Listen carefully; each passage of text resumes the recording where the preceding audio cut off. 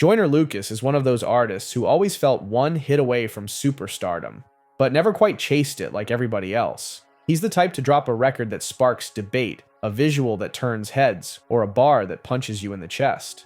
Joyner raps like he's got something to prove, but moves like he's already proved it. Before we run through Joyner's whole catalog, make sure you hit that subscribe button and tap the bell so you never miss a drop. Here at Fake Famous, we break down every album, every era, and every story behind the bars, from underground classics to chart-topping moments and everything in between. Now let's talk about Joyner Lucas.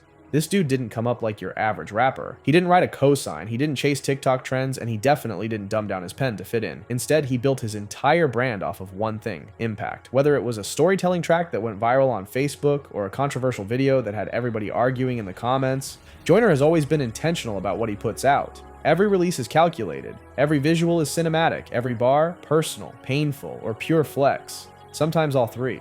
And while he's never really been in the mainstream the way guys like Drake or Cole are, Joyner has carved out a lane where lyricism, emotion, and visuals collide, and he stayed there. He's worked with legends like Eminem, pushed boundaries with songs like I'm Not Racist, and called out industry politics without flinching. So today, we're walking through every project Joyner's dropped, breaking down the highs, the missed moments, the growth, and how his catalog tells a much bigger story than people give him credit for. Let's get into it. Along Came Joyner 2015. This was the official I'm Here moment. Joyner had been grinding for years with underground tapes like Listen to Me and Low Frequency Oscillator, back when he was still going by Future Joyner. But Along Came Joyner was different. This wasn't just bars over beats, this was cinematic. It felt like a full introduction, like Joyner was formally stepping into the industry with something to say and something to prove. The standout track? Ross Capicchioni. That record changed everything. It was based on a real story about a kid who got shot by someone he thought was his friend, and Joyner told it from both perspectives. Verse 1, the shooter. Verse 2, the victim. No hook, just straight narrative. And the video, even more intense. Nobody else was doing that at the time. You had storytelling rappers, sure, but not like this. Not that raw, not that graphic, not that visually precise. People started to realize Joyner's pen is dangerous, but his mind might be even more lethal. The rest of the album carried that same energy. Tracks like Backwards showed off his technical ability, literally rapping an entire verse backward and then flipping it forward. It was creative, risky, and viral before he even had a mainstream following. But more than anything, Along Came Joyner was proof that he wasn't just another internet rapper with punchlines. He had range. He could go from aggressive, double-time flows to introspective pain in the same breath. And he wasn't chasing radio. He was building a brand. This album didn't blow up overnight, but it lit the fuse. It got the industry watching. It made the fans say, "Yo, who is this dude?" And it set the tone for everything that came after. 508-507-2209, 2017. Yes, that's a real number. And yes, fans really called it. Some got voicemails, some got text responses, but it wasn't just a gimmick. Joyner used that number to blur the line between artist and audience. It made fans feel like they were part of the story. This was Joyner's major label debut under Atlantic Records, and the difference? Instantly noticeable. The production? Leveled up. The visuals? Clean, cinematic, intentional. The pen? Still razor sharp. Maybe sharper. But what stood out most was the emotion. This project wasn't just lyrical exercise, it was therapy. Take I'm Sorry, for example. It's a haunting two-part track about suicide. The first verse is written from the perspective of someone who took their life. The second is from the loved one left behind. Same story, two angles, and both are gut punches. It's not just a song, it's a PSA. Then there's Winter Blues, that one's pure frustration. Joyner vents about being overlooked, broke, exhausted, and still hungry. You can hear the tension in his voice, like he's tired of waiting for his moment. And this album was him taking it. There's something about this project that just hits different. It doesn't feel like a polished major label rollout. It feels like a man bleeding into the booth with better equipment. This was when people started saying, yo, Joyner's different. Not just a rapper, a voice, a storyteller, a problem.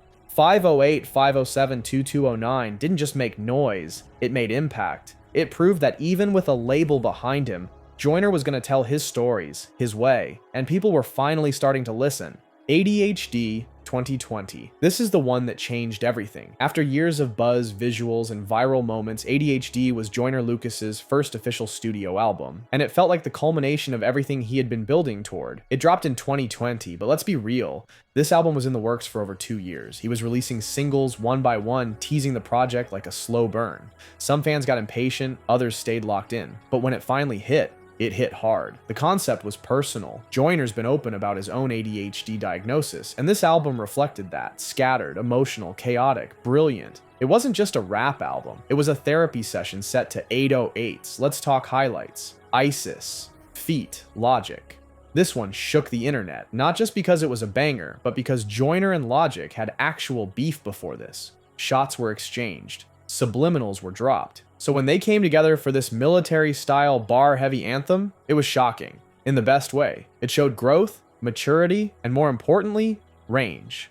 Will, arguably, one of Joyner's most famous tracks ever. This was a tribute to Will Smith, structured like a thank you letter and shot like a biopic. Joyner dressed up as every iconic Will Smith character, from Fresh Prince to Bad Boys to Men in Black. It was genius, and it worked. Will Smith saw it, posted about it, and ended up hopping on the remix. That moment alone stamped Joyner's name in hip-hop history.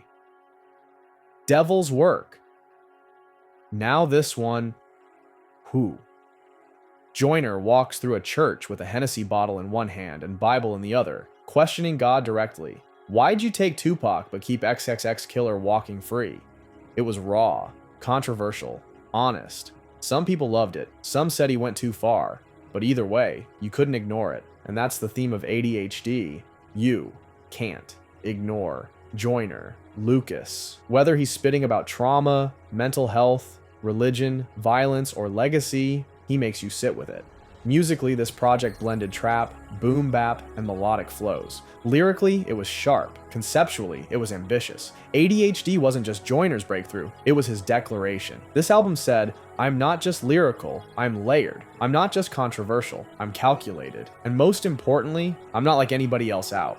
Evolution 2020, here's the wild part. Evolution dropped the same year as ADHD. And while ADHD was a full-on rollout, media campaign, viral moment factory type of project, Evolution, it came in quiet. No massive build-up, no cinematic trailers. Just Joyner in his bag, putting pen to pad and pressing upload. Now don't get it twisted. This wasn't some throwaway project. It was polished, focused, and conceptually clean. But it had mixtape energy. Like Joyner just wanted to rap without all the noise, without all the headlines, and without chasing viral moments. Just bars and evolution, plain and simple. Let's talk standouts. Snitch. This one, a storytelling masterclass. Joyner breaks down the psychology of snitching, pressure, and betrayal from both sides. He gives you the dude facing Fed time and the street code that surrounds him. It's not preachy, but it is heavy. And the animated video, cold. It lets Joyner get graphic without losing the message. It's like watching a short film on street politics, consequences, and character. Zim Zimma. Yeah, we switching gears with this one. This was Joyner having fun. It's flashy, bouncy, no deep message, just bars and flexes. The hook. Zim Zimma, who got the keys to my Beamer, is catchy as hell, even if you don't know what the hell it means. And the video? Joyner gives you cameos from George Lopez, Diddy, and Mark Wahlberg. Evolution might have been low-key, but this track reminded you. Joyner still knows how to make a hit when he feels like it. Now overall, Evolution wasn't trying to change the game. It was more like a skill check, an in-between project. Like Joyner saying, let me show you I can rap on any beat, switch flows on a dime, and still keep it Joyner. It wasn't personal like ADHD, but it was technical. It showed range. It showed control. It showed that even without the heavy promo, the budget, or the big collabs, Joyner's pen still holds weight. And the fact that he dropped this the same year as ADHD, that just proves he wasn't chasing a moment. He was building a legacy. Not Now I'm Busy, 2023. This one, man, it's tricky, because Not Now I'm Busy was never just an album. It became a whole moment that never fully arrived. Let's rewind. Joyner starts teasing the project after the success of ADHD and Evolution. He drops monster singles like Your Heart, Feet, J. Cole. This one had hit written all over it. Cole skated. Joyner came with that regret after cheating perspective, real grown man remorse bars. It was melodic, introspective, and had replay value on both sides of the breakup. People were like, oh, this album about to be different. You not crazy? Now this one. Joyner starts channeling Kanye energy. Not literally, but spiritually. He leans into that misunderstood genius mindset. He's ranting, venting, and defending his legacy in a world that often misunderstands him. It was raw, loud, and unapologetic. Not a single for the charts, but one for the day one fans. Ramen and OJ. Feat. Lil Baby. This might have been the biggest of the batch. The title alone got people curious. But the track? It's that Came From Nothing anthem. Joyner and Lil Baby trading bars about the struggle, the come up, and the hunger that never really goes away. It charted, it streamed, it felt like the beginning of a serious rollout. So what happened? Nothing. The album never dropped. No release date, no track list, no follow-up, just delays, teasers, and silence. Joyner even admitted he kept pushing it back because it didn't feel ready. And honestly, that's on brand. He's a perfectionist. The type to scrap a whole project if it doesn't hit the way he wants it to. Now here's where it gets weird. Some fans think Not Now I'm Busy quietly evolved into ADHD 2. Same energy, same themes, same scattered rollout. Others think it's still in the vault, just waiting on the right moment to drop.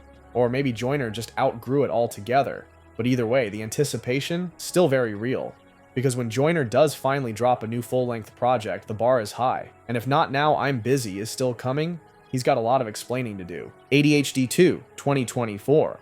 This ain't the same Joyner from 2220. This is older, sharper, more focused Joyner, still emotional, still layered, but now he's pissed off and precise. ADHD 2 doesn't waste time with gimmicks. No viral stunts, no cosplay, just straight up pain, reflection, and a pen that cuts deeper than ever before. Devil's Work, Part 3. This was the one that grabbed everyone by the throat. The original Devil's Work was already controversial.